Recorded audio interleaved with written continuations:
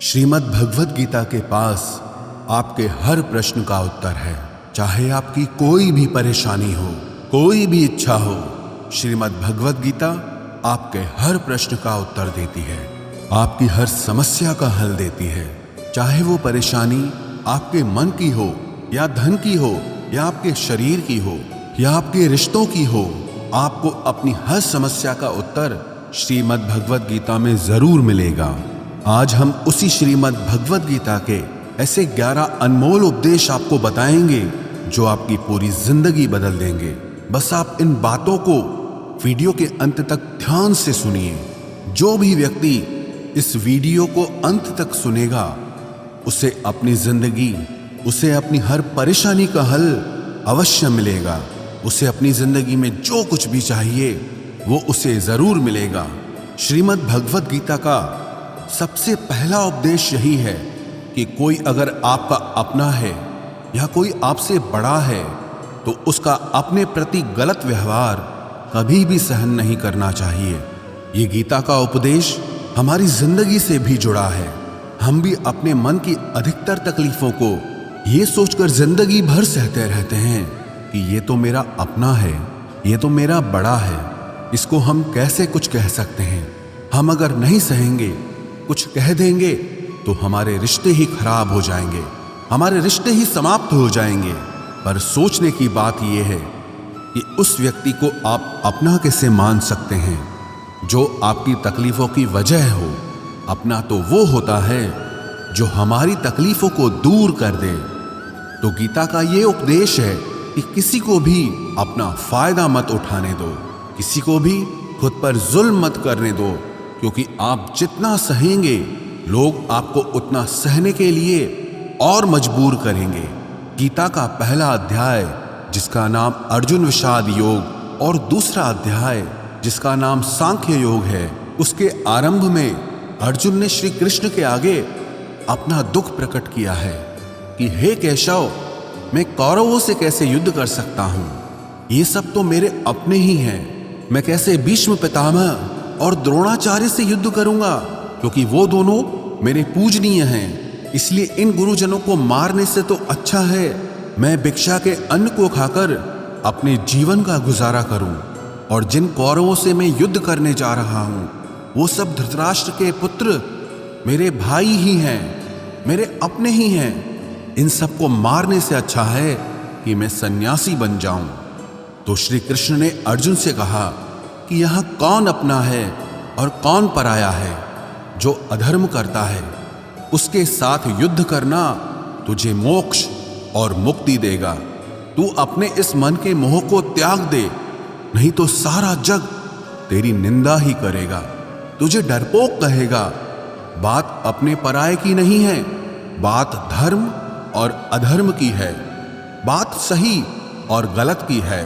अगर तू गलत को सहेगा, उसका अंत नहीं करेगा, तो गलत करने वाले को और बल मिलेगा, वो और भी गलत करेगा। इसीलिए मन के मोह को त्याग करके तू युद्ध कर। महाभारत की एक और कहानी भी है। जब अर्जुन के पुत्र अभिमन्यु की युद्ध में मृत्यु हो जाती है तब अर्जुन बहुत दुखी होता है, रोने लगता है।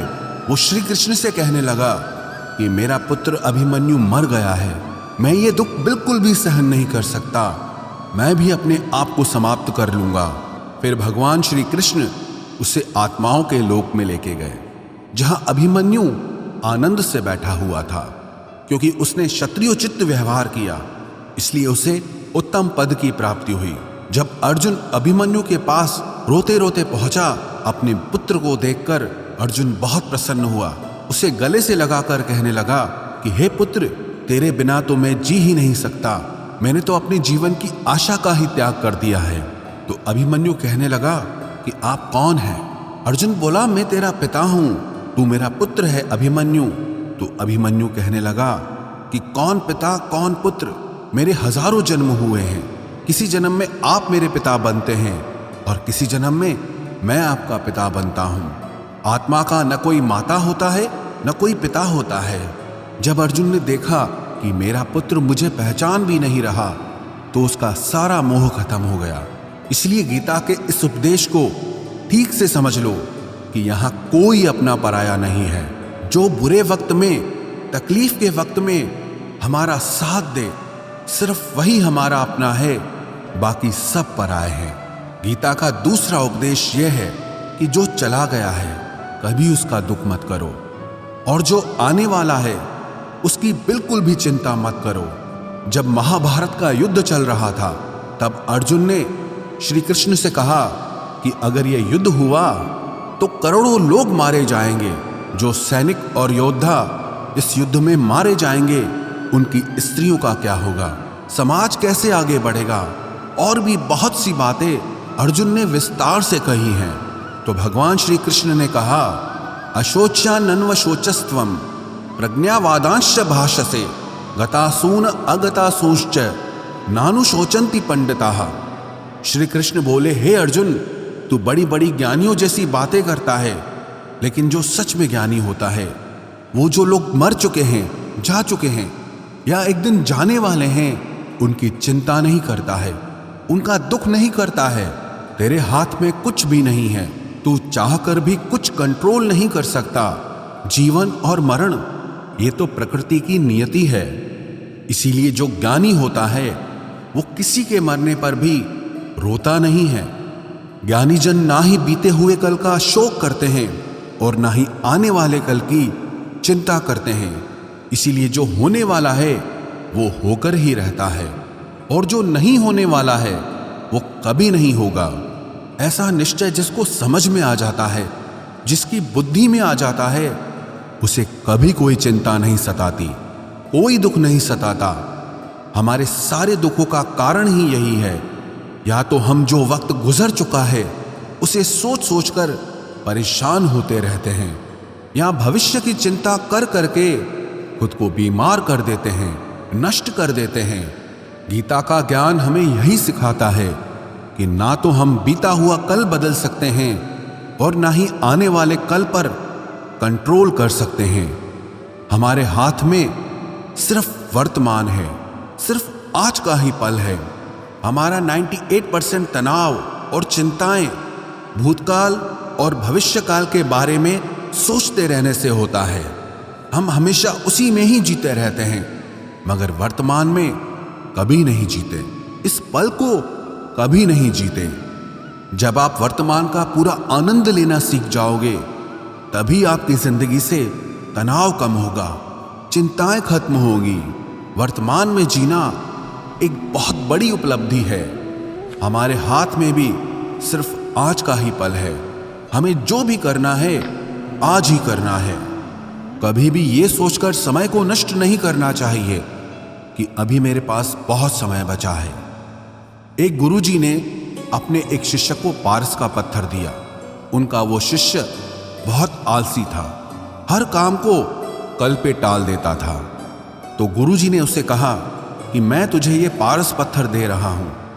इस पारस पत्थर से जब तू लोहे को स्पर्श कराएगा तो वो लोहा स्वर्ण बन जाएगा, सोना बन जाएगा। और ये पारस पत्थर मैं तुझे 1 महीने के लिए दे रहा हूं। जब 1 महीना समाप्त हो जाएगा तब मैं तुझसे ये पत्थर वापस ले लूंगा। तब तक तू इस पत्थर को अपने पास ही रख। गुरुजी का वो शिष्य बाजार में लोहा खरीदने के लिए गया। जब बाजार में वो लोहा खरीदने पहुंचा तो उसे लोहे का वो रेट बहुत महंगा लगा। उसने कहा थोड़े दिन रुक के ले लूंगा, जब लोहे का रेट कम हो जाएगा। पर उसकी बुद्धि में ये बिल्कुल नहीं आया कि इस लोहे को मैं सोना बनाकर बहुत अधिक धन बना सकता हूं। लेकिन उसके मन की सुस्ती, उसके मन का आलस्य, उसकी वजह से उसने उस काम को कल पे टाल दिया। ऐसे ही करते करते पूरा महीना समाप्त हो गया। फिर गुरुजी उस शिष्य के पास आ पहुंचे कि बताओ तुमने कितना सोना बनाया। शिष्य बोला कि मैंने तो अभी सोना बनाना शुरू भी नहीं किया। तो गुरुजी ने कहा मुझे मेरा वो पारस पत्थर वापस चाहिए। शिष्य बोला कि नहीं, मुझे थोड़ा वक्त दीजिए, मैं थोड़ा सोना बनाना चाहता हूं। गुरुजी ने कहा कि ये पारस पत्थर पूरा 1 महीना तेरे पास था पर तू कुछ नहीं कर पाया, लेकिन अब समय समाप्त हो चुका है। ऐसे ही ये हमारा जीवन है, हमारी जिंदगी है, और ये समय ही पारस पत्थर है। हम समय के एक एक पल से अपने जीवन को सोना बना सकते हैं, लेकिन हमें यह लगता है कि हमारे पास बहुत समय बचा है, एक दिन जिंदगी को जी लेंगे, एक दिन जिंदगी में खुश हो जाएंगे। लेकिन वो दिन कभी नहीं आता और हम जिंदगी भर भागते रहते हैं, चिंता करते रहते हैं, दुखी होते रहते हैं, लेकिन जिंदगी को जीना, खुश रहना हम भूल जाते हैं। इसलिए गीता का ज्ञान हमें यह सिखाता है कि आप आज में जीना सीखो, इस पल में जीना सीखो। गीता का तीसरा उपदेश यह है कि मौत से डरना बिल्कुल व्यर्थ है। श्री कृष्ण ने गीता में कहा है कि यह संसार मृत्यु लोक है। जिसका भी जन्म हुआ है वो एक दिन जरूर मर जाएगा। जिसका आरंभ हुआ है उसका अंत अवश्य होगा। हम इसे रोक नहीं सकते। जैसे हम रोज कपड़े बदलते हैं, वैसे ही हमारी आत्मा नया शरीर धारण करती है। मृत्यु सिर्फ इस जीवन का एक नया आरंभ है, इस जीवन का अंत नहीं है। आत्मा कभी नहीं मर सकती और ना ही उसे कोई मार सकता है, लेकिन मौत का डर मनुष्य को सबसे ज्यादा लगा रहता है। मौत का दुख भी इंसान को सबसे ज्यादा होता है। एक पेड़ में दो पक्षियों का जोड़ा रहता था। उन दोनों को एक दूसरे से बहुत प्रेम था। उन्होंने साथ जीने मरने की कस्में खाई थी। एक दिन वहां एक शिकारी आया और उसने एक तीर चलाकर वहां पेड़ पर बैठे मादा पक्षी को मार दिया। तो वो अकेला नर पक्षी रोने लगा कि मैं तुम्हारे बिना कैसे जी पाऊंगा। तुम्हारी जगह मेरी मृत्यु आ जाती, मेरा जीवन तुमको मिल जाता। वो रो रो के बहुत विलाप करने लगा। इतने में ही उस शिकारी ने दूसरा तीर चलाया और उस नर पक्षी को भी मार दिया। वास्तविकता में ये कहानी हमारी ही है। हम भी रोते रहते हैं जब कोई मरता है तो, लेकिन हमें ये नहीं पता कि एक न एक दिन हमारा भी जीवन समाप्त हो जाएगा। हम भी उसी मृत्यु के पेड़ पे ही बैठे हैं, लेकिन शरीर का मिटना हमारा अंत नहीं है। श्री कृष्ण ने अर्जुन से कहा कि हे अर्जुन, तेरे और मेरे अनंत जन्म हुए हैं। तुझे कुछ भी याद नहीं है, लेकिन मुझे सब याद है। जो व्यक्ति इस सत्य को समझ ले कि मैं यहां इस संसार में कुछ समय के लिए आया हूं, उसकी जिंदगी के सारे झगड़े, सारे दुख, सारी चिंताएं ही समाप्त हो जाएंगी। जब इस संसार से जाना ही है तो दुख किस बात का। पहले के जमाने में साधु महात्मा लोग पैदल यात्रा करते थे। यात्रा करते करते वो एक नगर में पहुंचे। वो महात्मा बहुत थक चुके थे। उस नगर में उन्होंने एक महल देखा और उन्होंने उस महल में जाकर विश्राम करने का सोचा और वो महल में जाकर सो गए। जब उस महल में वहां का राजा पहुंचा तो अपने पलंग पर उस महात्मा को सोता देखकर बहुत हैरान हो गया। राजा उस महात्मा से पूछने लगा कि तुम मेरे महल में कैसे घुस आए और मेरे बिस्तर पर सो रहे हो। महात्मा कहने लगा, ये तुम्हारा महल है? मुझे तो लगा ये धर्मशाला है। तो राजा ने कहा, आपको मेरा महल धर्मशाला कैसे लगा? तो महात्मा ने राजा से प्रश्न किया कि तुमसे पहले इस महल में कौन रहता था? तो वो राजा बोला कि मुझसे पहले मेरे पिता यहाँ पर रहते थे और उससे पहले मेरे दादाजी यहाँ पर रहते थे। तो महात्मा ने फिर प्रश्न किया कि क्या तुम इस महल में हमेशा रहोगे या तुम्हारे बाद कोई और रहेगा? तो राजा कहने लगा कि मेरे बाद मेरा पुत्र इस महल में रहेगा। तो महात्मा राजा से कहने लगे कि जिस जगह पर रहने वाले बार बार बदल जाते हों उसे घर कैसे कह सकते हो? वो तो धर्मशाला ही है। इसीलिए तेरे महल को धर्मशाला समझकर मैं इसमें रात बिताने के लिए आ गया। धर्मशाला जान जग को, जीव सब मेहमान है। मोह किससे मत करो, सब स्वप्न का सामान है। यदि हम भी इस बात को समझ लें कि हम यहाँ कुछ समय के लिए आए हैं, आनंद करने के लिए आए हैं, खुश रहने के लिए आए हैं, तो हमारे सारे दुख ही समाप्त हो जाएं। जब हम अपना मोह यहाँ जमा लेते हैं, अपना दावा यहाँ जमा लेते हैं कि ये मेरा है, इसे मैं छोड़ नहीं सकता, इसके बिना मैं जी नहीं सकता, तो हमारा जीवन दुखों से भर जाता है। इसलिए जीवन में मृत्यु का भय त्याग करके जीवन का प्रतिपल आनंद लेना चाहिए। गीता का चौथा उपदेश, मन और विचारों को कंट्रोल किए बिना जीवन में कभी शांति और सुकून मिलने वाला ही नहीं है। अर्जुन ने श्री कृष्ण से कहा कि मेरा मन सही गलत सब कुछ जानता है, फिर भी मेरे विचार और मेरा मन मुझसे कंट्रोल नहीं होता। मैं जो करना चाहता हूं वो कर नहीं पाता हूं, और जो नहीं करना चाहता हूं वो मेरा मन मुझसे जबरदस्ती करवाता है। इसीलिए मैं बेचैन हो गया हूं, मुझे शांति प्राप्त नहीं हो रही। तो श्री कृष्ण ने अर्जुन से कहा, उसके लिए तुझे अपने मन और विचारों से डिटैच होकर अपने मन और विचारों को सही दिशा में ले जाने की प्रैक्टिस करनी होगी, अभ्यास करना होगा। और ये एक दिन का काम नहीं है। जब तक तू अपने मन और विचारों की गुलामी का त्याग नहीं करता, तब तक तुझे जीवन में कभी शांति नहीं मिलेगी। एक राजा था, वो बहुत बेचैन और परेशान रहता था। एक दिन वो अपने गुरुजी के पास गया और उनसे कहने लगा कि मेरा मन बहुत बेचैन है, मैं बहुत परेशान हूँ, मैंने पूरे संसार को जीत लिया है, सब कुछ है मेरे पास, पर मैं खुश नहीं हूँ, मेरे मन में सुकून नहीं है, शांति नहीं है। तो गुरुजी ने राजा से कहा कि तुम्हारे नगर में अगर कोई ऐसा व्यक्ति है जिसने सुकून को प्राप्त कर लिया है, शांति को प्राप्त कर लिया है, तुम उसका एक बार कुर्ता पहन लो तो तुम्हारे जीवन में भी शांति आ जाएगी। राजा बहुत प्रसन्न हो गया कि ये तो बहुत आसान काम है। वो अपने राजमहल में आया और राजसभा में वो सबसे कहने लगा कि आप लोगों में से जो भी शांत हो चुका हो, जिसे सुकून मिल गया हो, वो अपना कुर्ता मुझे दे दे। वो बदले में जितना भी धन मांगेगा मैं उसे दे दूंगा। सब लोग एक दूसरे का मुंह देखने लगे। पैसों का लालच आया, लेकिन सबको एक दूसरे की सच्चाई पता थी, क्योंकि किसी की जिंदगी में भी शांति और सुकून नहीं था। सब अपना सर झुकाकर वहां पर खड़े हो गए। फिर उस राजा ने पूरे नगर में ढिंढोरा पिटा दिया कि जिसे भी शांति प्राप्त हो चुकी हो, सुकून प्राप्त हो चुका हो, वो मेरे पास आकर अपना कुर्ता दे दे। वो जितना कहेगा उससे उतना ही धन दिया जाएगा। लेकिन एक भी व्यक्ति ऐसा नहीं मिला जिसे शांति प्राप्त हो चुकी हो। वास्तविकता में जब कोई मरता है तब हम कहते हैं कि वो फलां व्यक्ति आज शांत हो गया। कभी किसी जिंदा इंसान के लिए नहीं सुना कि एक जीता जागता इंसान शांत हो गया है।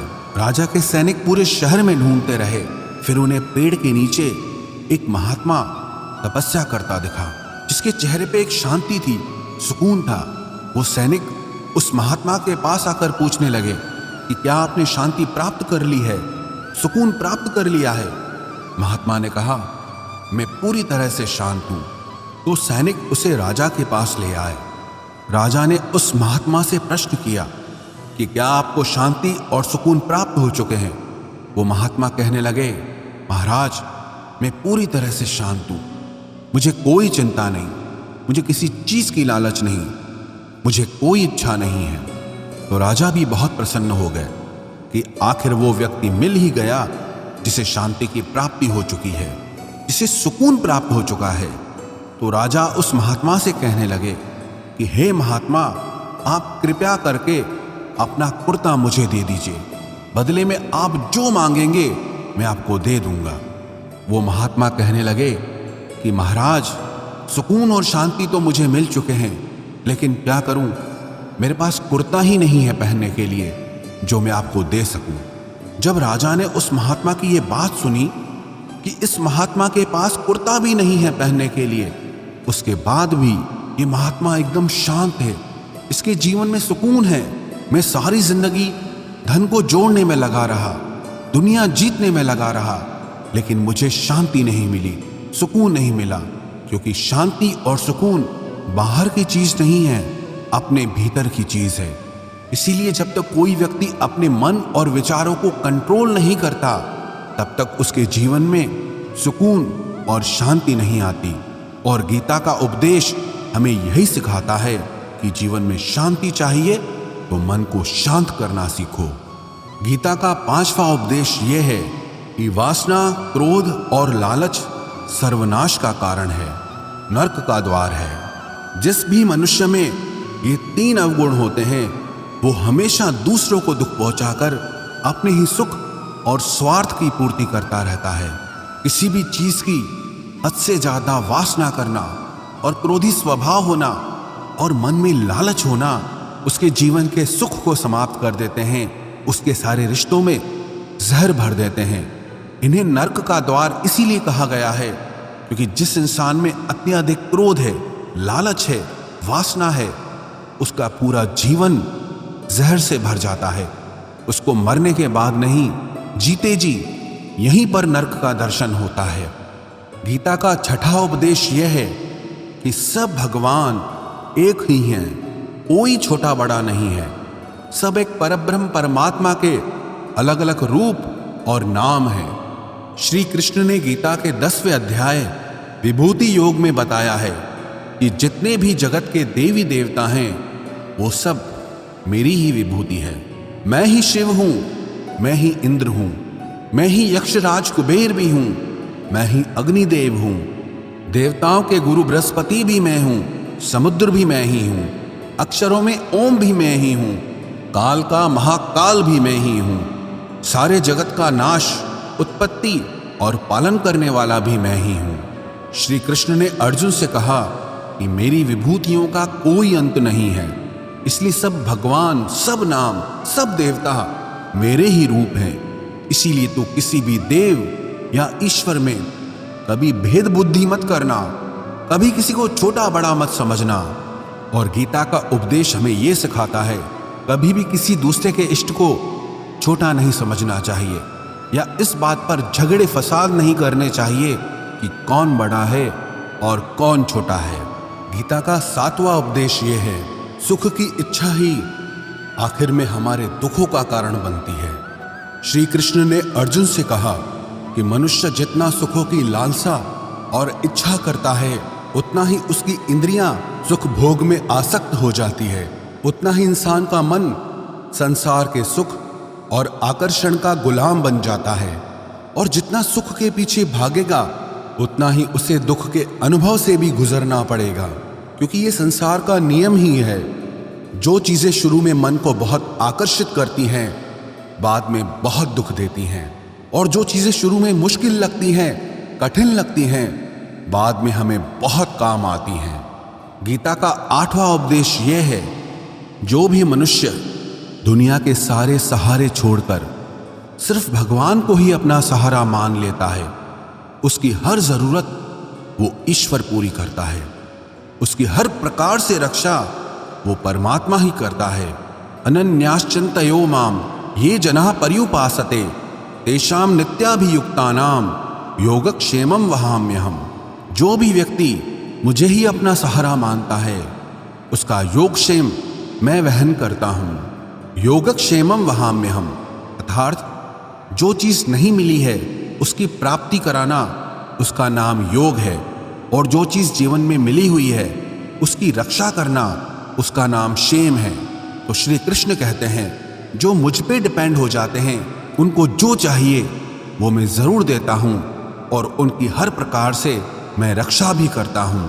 गीता का 9वां उपदेश यह है कि इस संसार में हमारा कुछ भी नहीं है।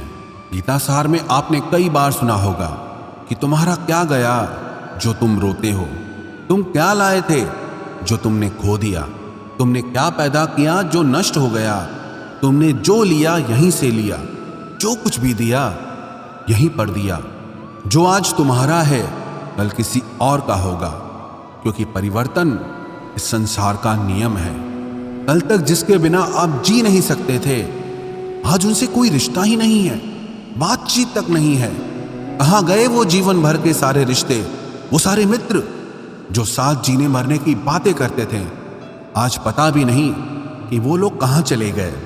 ये संसार परिवर्तनशील है, सब लोग यहाँ बदल जाते हैं, हर रिश्ता बदल जाता है, और तो और ये हमारा शरीर भी हर दिन बदल रहा है। बचपन से जवानी, जवानी से बुढ़ापा, और एक दिन ये शरीर हमारा साथ छोड़ देता है। तो किसके लिए रोना और किसकी चिंता करना।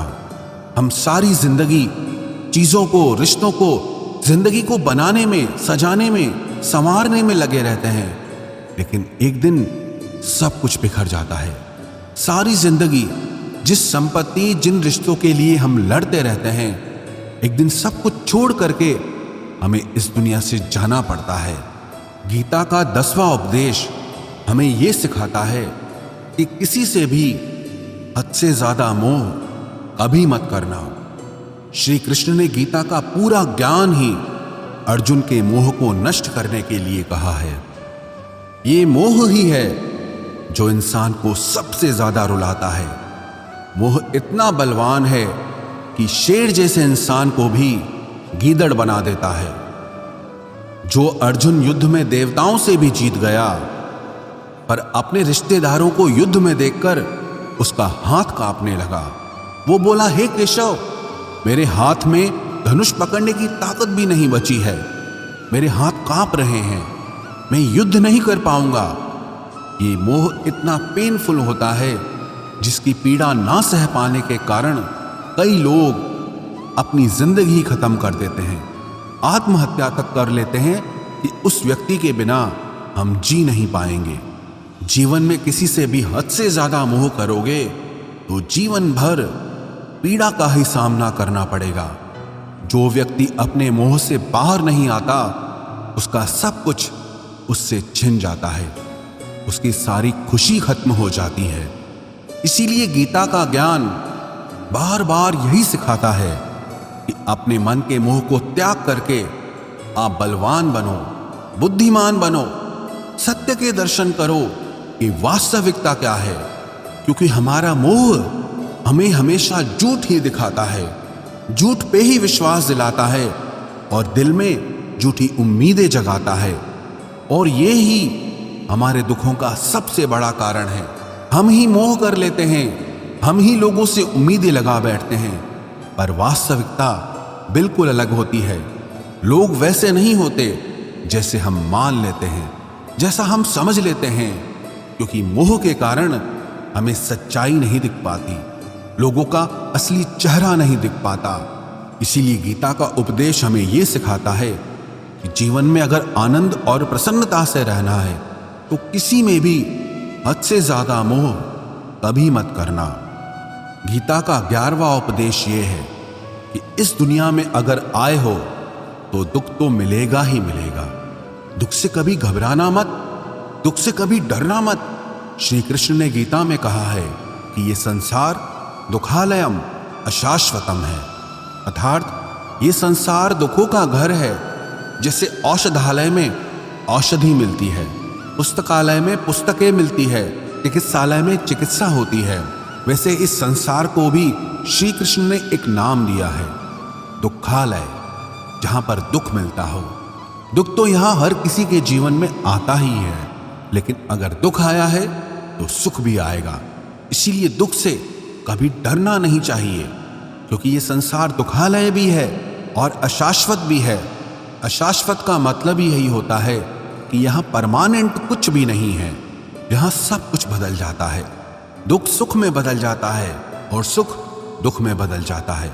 सम्मान अपमान में और अपमान सम्मान में बदल जाता है। खुशी दर्द में और दर्द खुशी में कभी भी बदल जाती है। जीत हार में और हार जीत में जहाँ कभी भी कुछ भी बदल सकता है। कुछ भी परमानेंट नहीं है, ना ही हम परमानेंट हैं, ना ही हमसे जुड़ी कोई चीज यहाँ पर परमानेंट है, क्योंकि ये संसार अशाश्वत है, शाश्वत नहीं है। यहाँ सब कुछ बदलने वाला है, यहाँ कुछ भी परमानेंट नहीं रहेगा। तो आपका दुख भी परमानेंट नहीं रहेगा, इसीलिए दुख से कभी भी डरना नहीं चाहिए। गीता का ये उपदेश हजारों साल पुराना है, लेकिन आज भी नए से नया है।